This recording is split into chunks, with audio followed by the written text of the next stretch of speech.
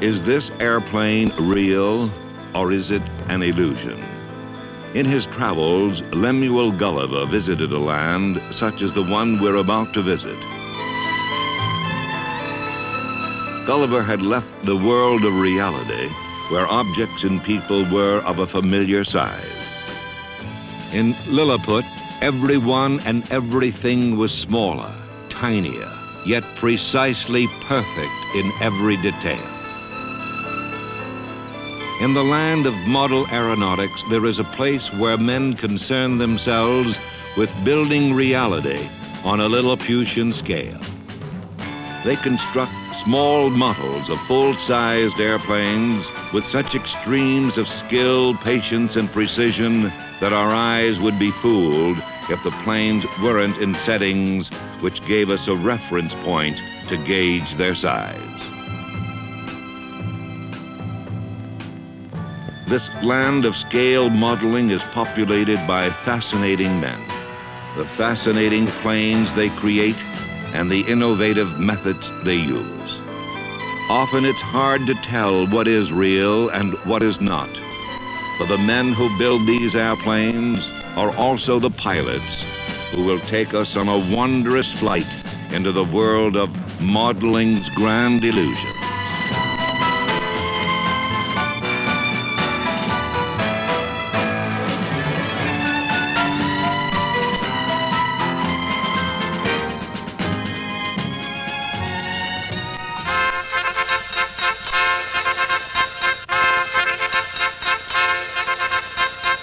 If there is one overriding factor that goes into the building of these beautiful scale model airplanes, it's time. From the first piece of wood to the last touch of paint, everything is done with meticulous care. And it's not unusual for a modeler to spend 2, 3, or more years of his spare time working to complete a single creation.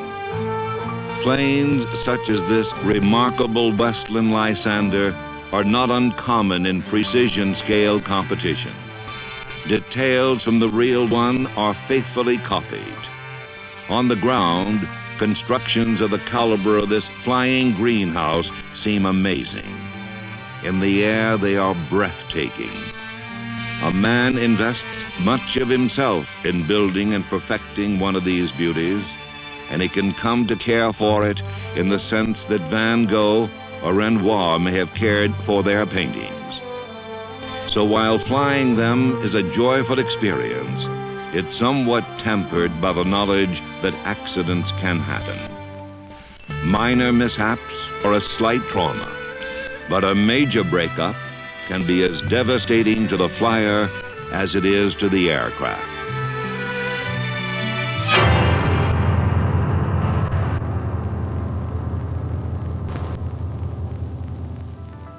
The tail assembly alone on Robert Pendray's F4B4 consists of 1,000 pieces. This model is far above the ordinary. It has the kind of detail to put it in world-class competition, where in 1978, Great Britain's Mick Reeves won the radio control scale world championship with his Fournier RF4 powered glider. Mick went so far as to scale himself down for the pilot's seat. Most of his static judging points were scored with an incredible cockpit. All the instruments operate in the cockpit. To start with, when the throttle is opened, it operates the tachometer and the oil pressure gauge. Wow. And the compass operates. The turn and bank units both operate in there. The temperature gauge operates, that registers ambient temperature. The airspeed indicator is operated by blowing into the pitot head, which I'll do now. I can reach it.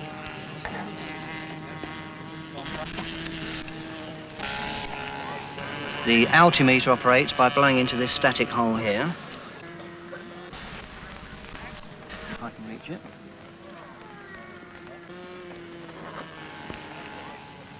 The Elevator trim tab operates from a gearbox in the cockpit there.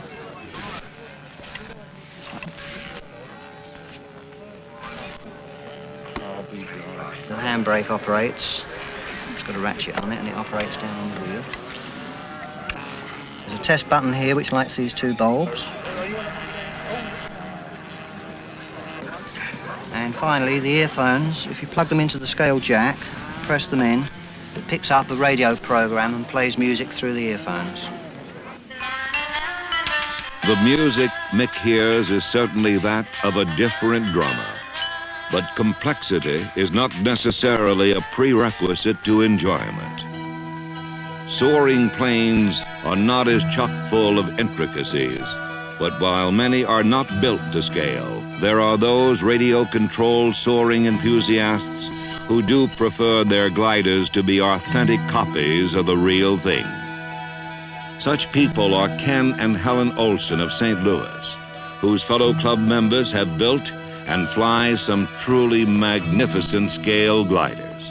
Smooth and sleek, these bullet-shaped planes are lofted quietly into the air currents where they ebb and flow, catch the sun and toss it back in loops of joy. There is a calmness, a tranquility to this sport that is known only to the modelers and the birds.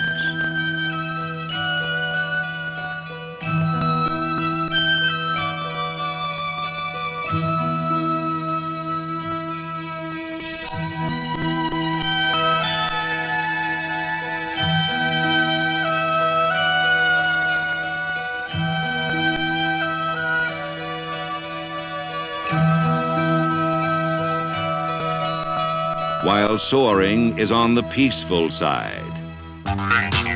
You get an earful when Dwayne Johnson cranks up his very rare twin-engine ducted fan F-15A Eagle.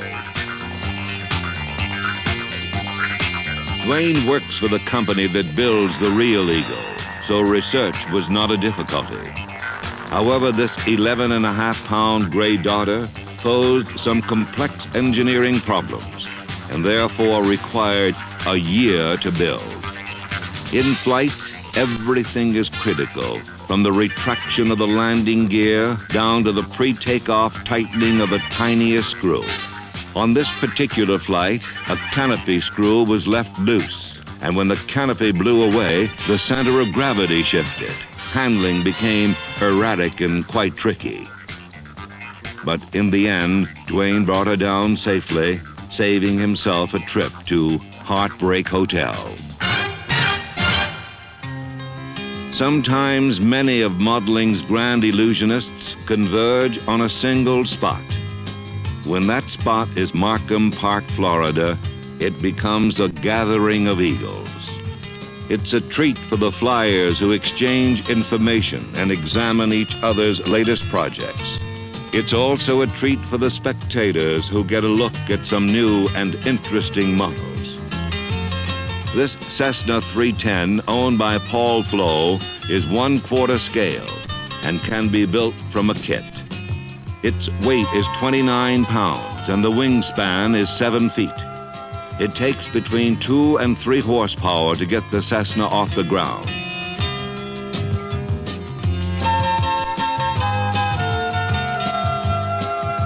A model such as this takes space to build and space to transport. But once it's in the air, it looks real enough to make you want to climb on board.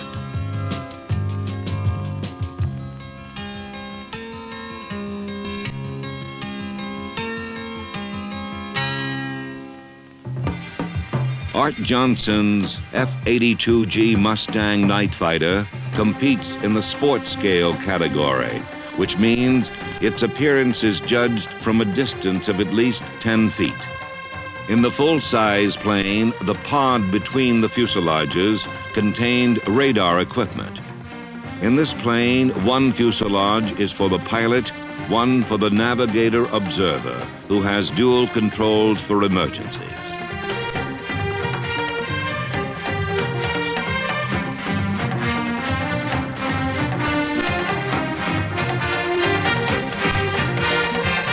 In the world of scale modeling, craft like the Night Fighter are giants when compared to the small but complex creations of indoor free flight specialists. The skills required in building these gem-like reproductions are not unlike those required of a surgeon. Planes with wingspans under 13 inches are in the peanut scale category, where the biggest problem is to provide as much scale detail as possible with a minimum of weight. This 1906 French Santos Dumont biplane was copied from the real pre-World War I aircraft.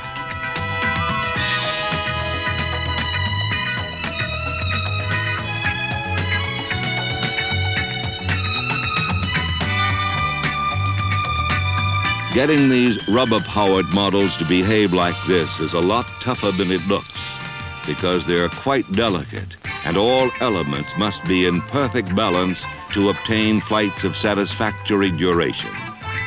And of course, indoors, when the flight pattern varies from a circular path, there is always the danger of the aircraft and the landmarks becoming a bit too familiar with each other. Now here's a unique way to approach the ladder of success. Some guys are natural-born outfielders. On the other hand, there are those who could still use a little practice.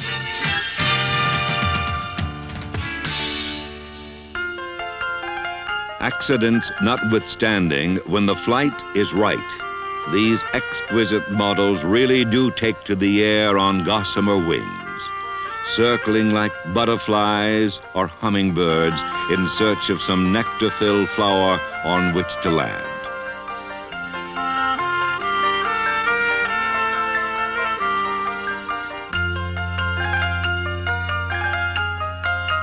In An Escape from the Arena, free flight takes to the outdoors. Transportation is no problem if you don't mind the rush hour crowd. Some of the peanut scale models have private accommodations, and when it comes to travel, they do it in their drawers. One of the attractions of scale modeling is the endless variety of exotic types of aircraft. Some are unique in design, while others are unique in detail and color scheme.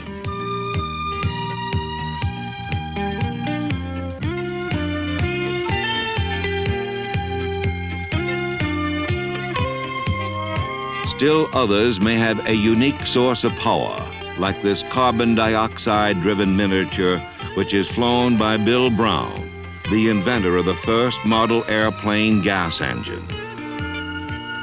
This World War I German bomber is electric-powered.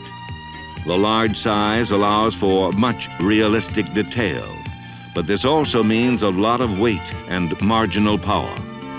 For an airplane like this one, even a short-distance liftoff is considered a success.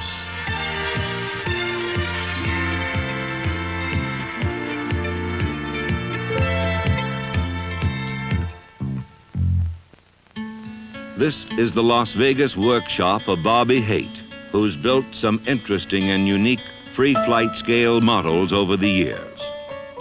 Bobby counts among his exotic creations this Hanley Page HP-42. It's electric powered by 4 Astro engines.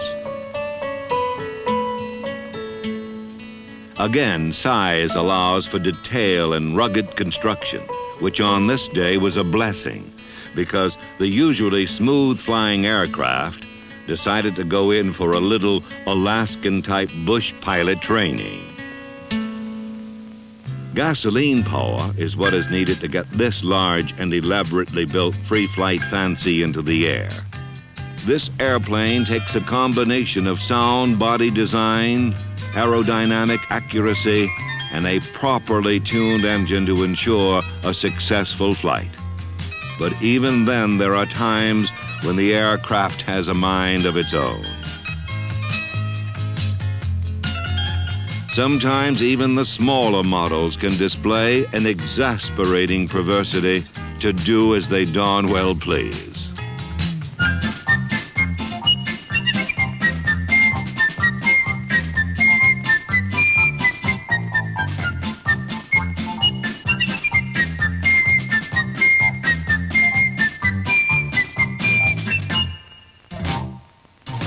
Because everything must be built to scale, these are not easy airplanes to make fly. But when they do perform as they should, there is magic in the air, and a tiny model becomes an illusion of reality.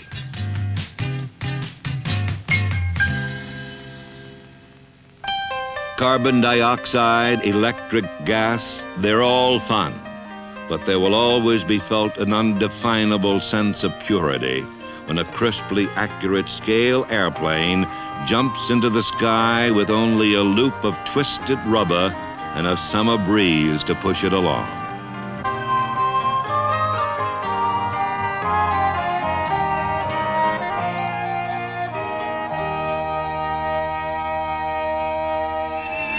In control line flying, there are many types of scale models, but few are more interesting than Sam Abdow's XF-92A Delta jet.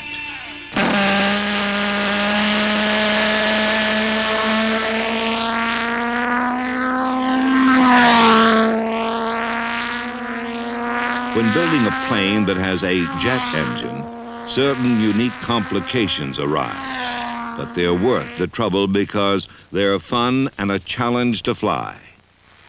On the other hand, the weight and power of this four-engine transport exerts a tremendous pull on the flyer, and a certain amount of physical strength is necessary to keep it under control.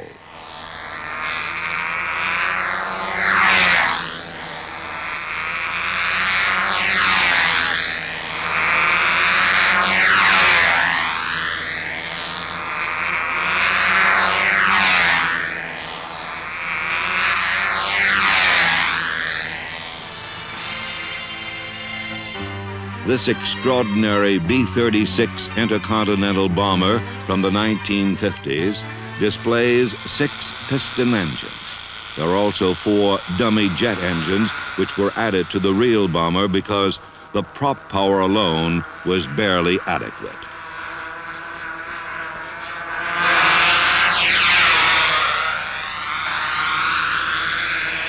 This is a real showstopper and a tribute to scale modelers everywhere who, given the challenge, have the ingenuity to get anything to fly.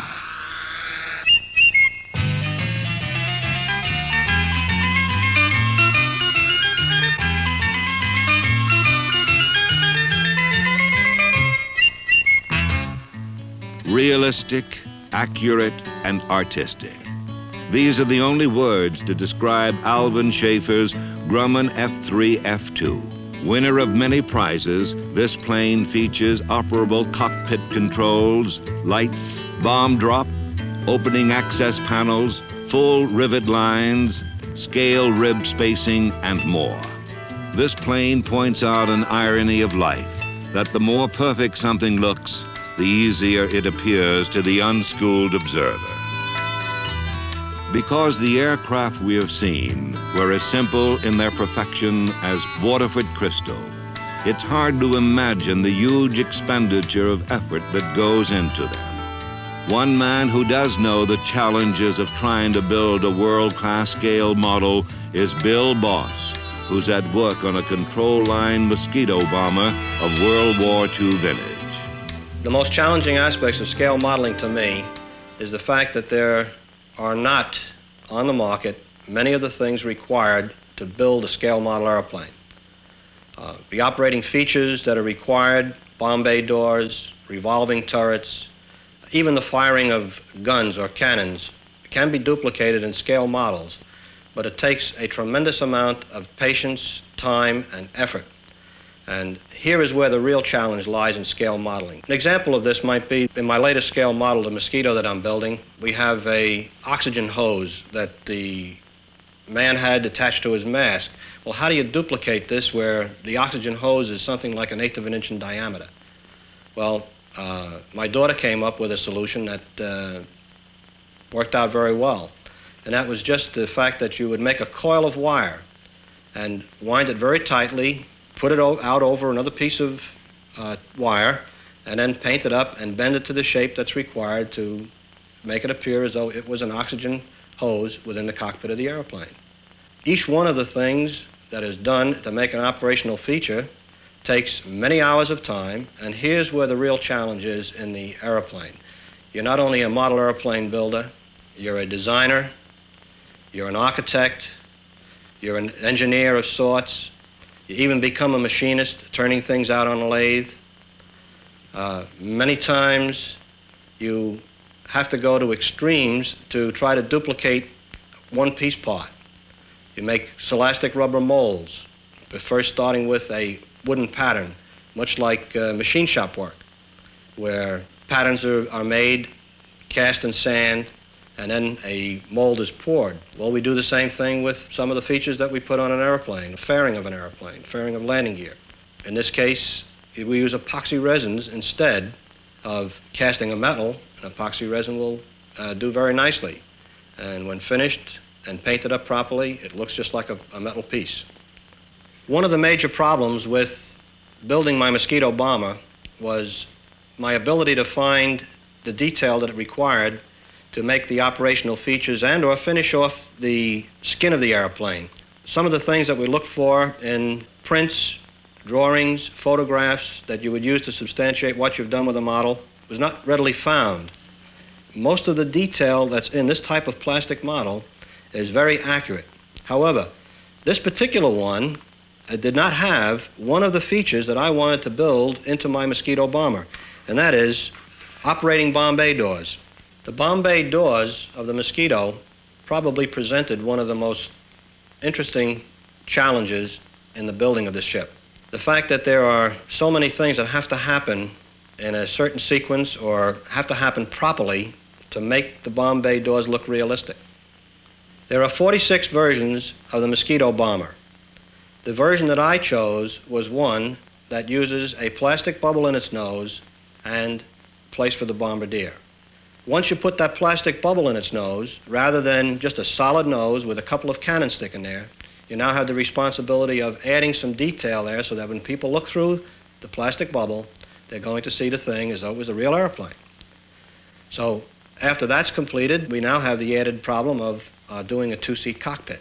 We have duplicate instrumentation. We've got a two-engine airplane, which means that the majority of instruments are duplicated. It's just the amount of time required, and I think this is where, for me, the real challenge is in scale building, is duplicating this intricate stuff. Intricate stuff requires 6 control lines on Bill Boss's 3-year project. There are extra lines for operating running lights, bomb bay doors, dropping of bombs, and droppable fuel tanks. The finished Mosquito is poetic in its beauty, and exterior detail is just about perfect, even down to the paint, fabric, and aluminum materials used in the building. All of these details are point producers in competition, but in scale modeling, whether it be control line, free flight, or radio control, all the detail in the world doesn't matter if the airplane doesn't fly.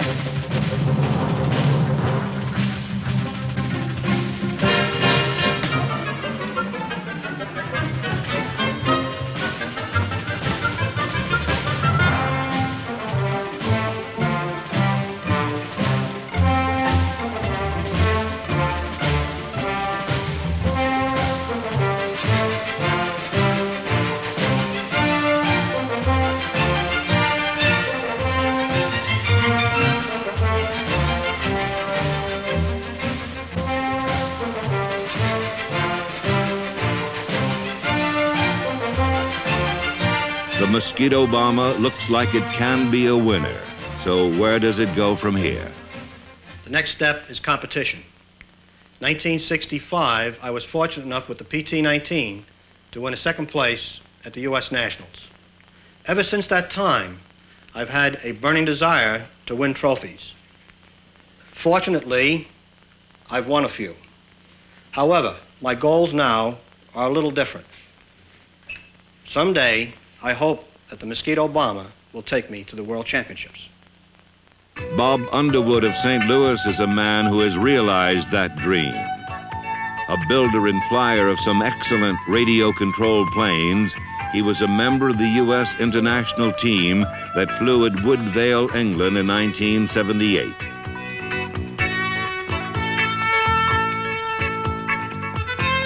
This Hyperbite was the plane that Bob built especially for the World Championships. And before he left for England, he assessed his chances. How do you think the Hyperbite will do in competition? Well, I don't know. It's a nice flying airplane, and it's pretty scale. We've got some pretty good detail on it. I hope it'll do well. It's an unusual airplane with the wide fuselage and all of that sort of thing. Well, we'll just have to wait and see what we do, won't we? What Bob did was finish second in the world. Given the competition, this was a remarkable achievement. For at Woodvale, every plane was a winner. Some planes like Bob's and this 1912 Blackburn by A. Steinberger of West Germany received bonus points for construction complexity. Not everyone received bonus points, so a plane really had to be special to earn them. The Blackburn was certainly that, both on the ground and in the air.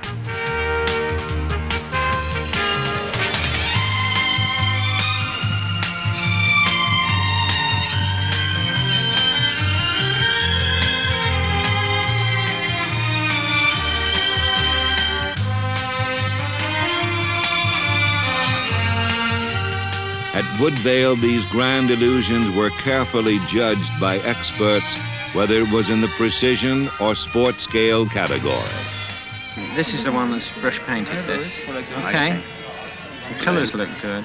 That's supposed to be outlined. I don't know, you can't see it on there. We're short of a little bit of black paint there, just around these edges. But this is more of you know, scratch. That's too block. Yeah, and I think the whole lettering is about half an inch small. Yeah. Easy half an inch, which is a lot. Sport scale judging was done at a distance of 3 meters, but entries in the precision scale category were scrutinized at quite close quarters. In 1977, this de Havilland chipmunk won the precision scale category, but in '78, it finished second in static judging to the Fournier RF-4, in which every cockpit instrument was operable. Nonetheless, if ever there was a full-size plane that was sprinkled with pixie dust and shrunk down to perfection, the Chipmunk is it.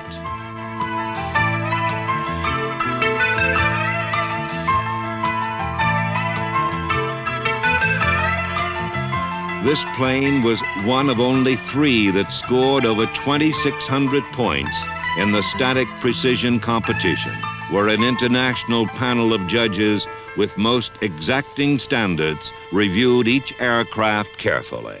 Well, the main error is in this shape here, isn't it? On the bottom. And the bottom. These are wrong. And the front cut out. That's wrong. And the exhaust, sorry. 1, 2, 3, 4. Well, and a half. I think actually that alters the whole character of the aeroplane, so it should be down marked accordingly. It's 5 or 6. A Northrop P-61 Black Widow belonging to Britain's Brian Taylor scored the most complexity points. The paint job looked like a Jackson Pollock canvas and was one of its outstanding features. In the air, this plane was a black beauty to behold.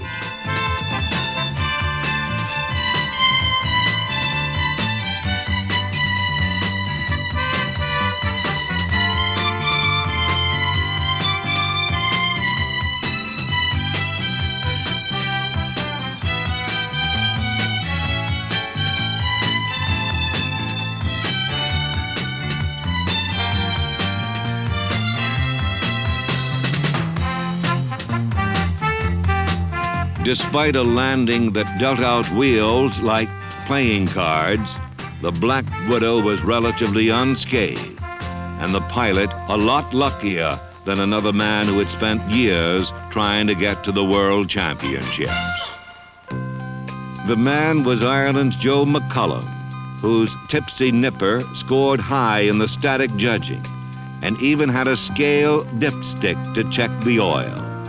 It also had many cockpit features that were impressive to the judges. In looking at these magnificent miniaturizations, it is again important to emphasize the hundreds of hours that go into building them. It must be remembered that every flight is crucial because one lapse, one failure, one stroke of bad luck can play havoc with a man's emotions. Joe McCullum's first flight at the World Championships bore testament to these hard truths. Only seconds after takeoff, the Tipsy Nipper plummeted to earth from a height of approximately 100 feet.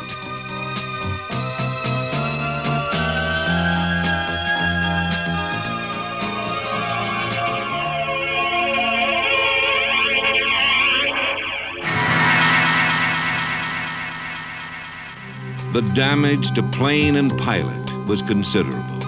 The fault, apparent radio malfunction, and Joe's ambitions ended in an ill-fated flight.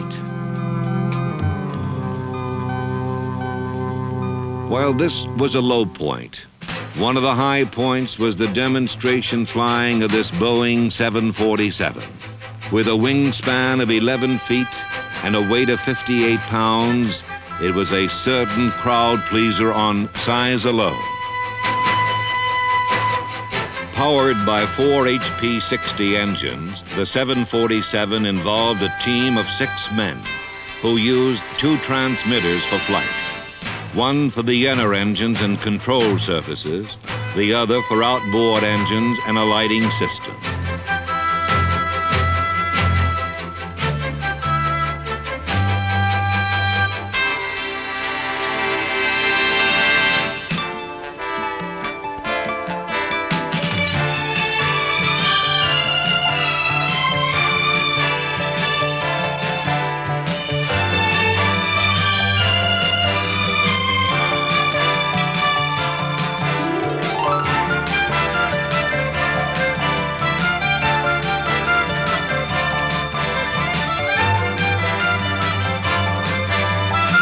Interestingly, British Airways uses this model to put on demonstrations at small airports where people have never seen a full-size 747 take off or land. While the 747 was one of the more impressive of the grand illusions unveiled at Woodvale, the giant of the exhibition show was something to exclaim about.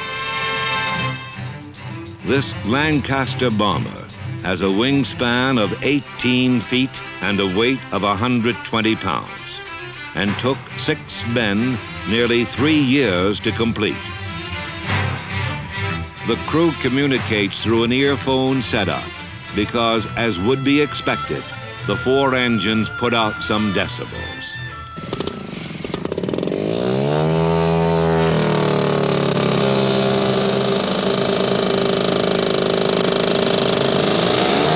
The control system employs 2 transmitters, one for throttles, the other for flight controls. Okay, ready to go? Yes, ready. Everything checked out. All motors okay? Power on, let's go. Since the takeoff speed was 40 miles per hour, chase cars were needed to follow it down the runway in order to watch its handling.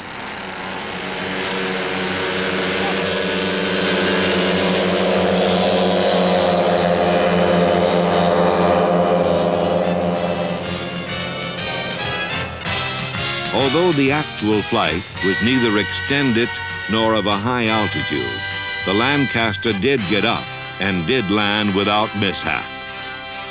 Upon viewing this massive beast, one wonders how much further modeling's grand illusions will go before they themselves become the reality.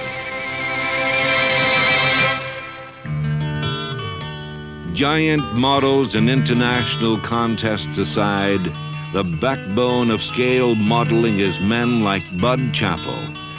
Bud has turned building and flying scale airplanes into family events. As he says, I get a thrill out of all of us being together, I like to watch our younger son teach his son to fly. It's on days like this that I realize this hobby has a great future.